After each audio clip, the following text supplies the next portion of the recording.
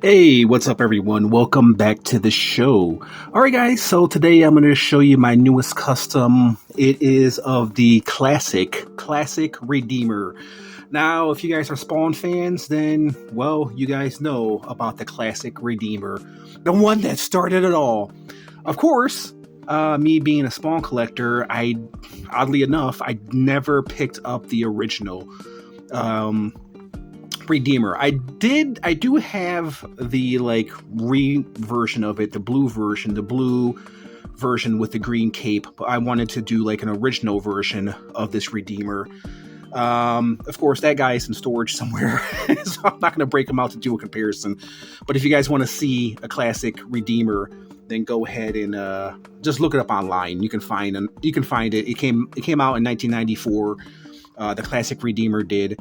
So decided to make an updated version of the classic Redeemer. So let's go ahead, take this guy off the turntable. I'll show you what the hell I did, how I did it, how I made this classic Redeemer, and you can too. I mean, with all customs, you don't have to make it exactly the same. You can use your own touch. You know, hopefully I can give you guys some ideas of what the hell I did and how I did it. So anyways, I'm rambling on. Let's go ahead, take them off the turntable. I'll show you guys what I used to make this custom Redeemer. And, oh yeah, stay tuned towards the end of the video. I'm going to show you guys, I'm going to do some comparisons with some other customs, specifically some other Spawn customs, so stay tuned for that. So, where do I begin, guys? So, this guy is pretty much, well, he's a combination of a lot of different figures, but specifically two different figures. One of the figures was of Malefic Spawn, so I used pretty much the top half, the torso, this gold piece, this piece right here, his torso, from Malefic Spawn. Now I got the torso, of course, from this Malefic Redemption, Wings of Redemption Spawn. This is where I got, so the head pretty much went on to this guy right here.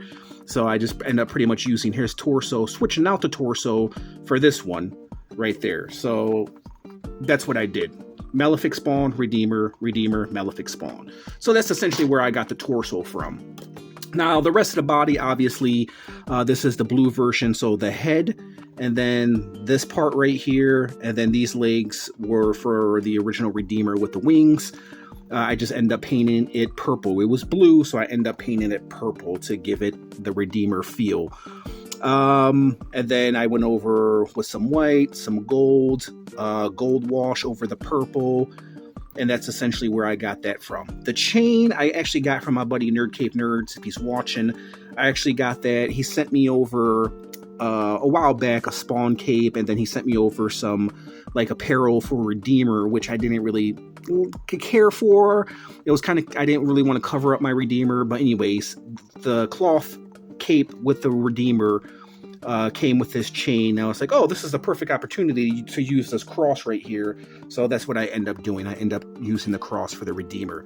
Now, as far as the arms are a little bit confusing because so this arm is actually from the Batman Joker bot from Batman Beyond. So as you guys know, if you've been watching my channel, you guys know that I went on a toy hunt and I end up picking up the two arms for that Batman. So this is essentially this arm right here. This is the right arm for that bot. And then I end up using it for the cyborg Batman right here. So I just end up painting this all purple with the gold wash, and then I end up painting his spikes gold, and then his fingers gold, and then just, you know, pieces here and there gold. So that's where I end up getting this arm. I needed a big arm for this guy, and that's where I got the arm from. So this arm, actually, I just needed any kind of arm, so I had like a spare arm. So this is like a John Stewart power arm. Just ended up painting it purple and then gold here. And then this piece, if it looks familiar, I end up getting it from a Mandarin Spawn tusk that was on his back. So if you guys have the Mandarin Spawn, that's what I end up doing. And I just end up gluing it to his fist right there. So he has that classic blade weapon. And also I left the gold on there, added some purple, gold, and that's what I did to it. As far as the cape, I end up just painting it like a darker purple, so it wouldn't really blend in with the Redeemer, and then you go on to the back, and then there's the darker purple right there. It is the Malefic Spawn Cape, or the Spawn Cape, however you want to look at it. This guy is fully articulated. Yes, he does move. This arm is a little stiff because it doesn't really move. It does bend, it just doesn't really go up. But because it's kind of hindered by this design right here. This arm, no problem. It can go out, bend, all that great stuff. And so, yeah, he is fully articulated. Everything's fully articulated except for the head, which is a little smashed in there. It can't really turn all that great. I thought about getting rid of the collar, but I liked the collar. I liked how it looked. So I just decided to keep the collar because it added something special to this Redeemer, which I really, really liked. I'll give you guys a close-up of the details so I see how I went over the purple with gold, like with a gold wash all over the purple body right there. End up painting, of course, his head purple. It was blue. Yeah, and this was, I don't want to say it was an easy figure to do, but yeah, essentially, I just painted them all purple. Essentially, that's what I did with this guy. So he was a combination of a lot of things, but mostly Redeemer and Malefic Spawn. So you guys saw him with my last custom I did. If you guys didn't see that, check it out right there. So I showed you guys what parts I used. Here he is with my Wings of Redeemer Spawn right there. If you guys didn't see that review, check him out. He's in my custom reviews. Here he is with my custom Nightmare Spawn. If you guys didn't see that, check it out. I love doing these customs, man. Especially Mcfarlane makes it so easy for me to do these customs because the parts are so easily interchangeable. So if you guys didn't see a review of that, please check it out. Custom Batman right here. If you guys didn't see that review, check it out. That's how he measures up. We'll do a measurement in a moment. Side by side, Cyborg Spider-Man right there. That's how he measures up with a 6-inch. And then, of course, my custom Magneto right there. If you guys want to see that, please check it out.